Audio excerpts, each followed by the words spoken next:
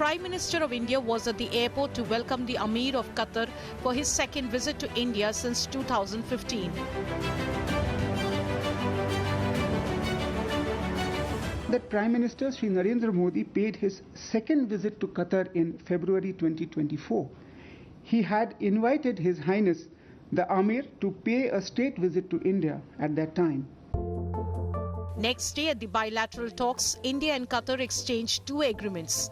A revised agreement for avoidance of double taxation and prevention of fiscal evasion with respect to taxes on income between India and Qatar was one, while the other agreement was that of 7.5 metric tons LNG for India for 20 years starting 2028. India and Qatar share a very vibrant partnership in the area of energy. Qatar is a major source of LNG for India.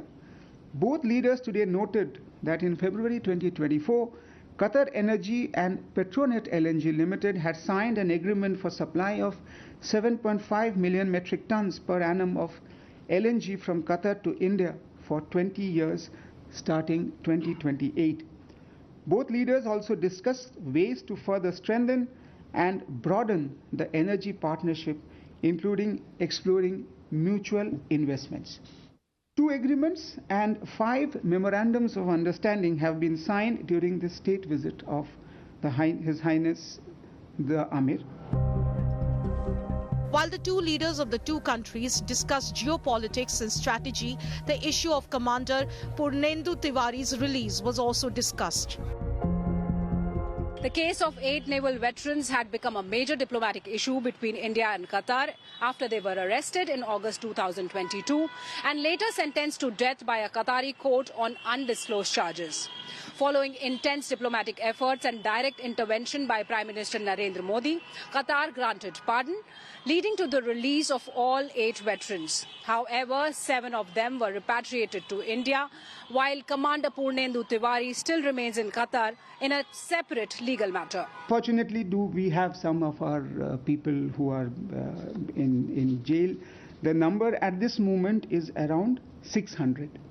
And from time to time, we do see Qatari leadership granting pardons and releases them from their terms.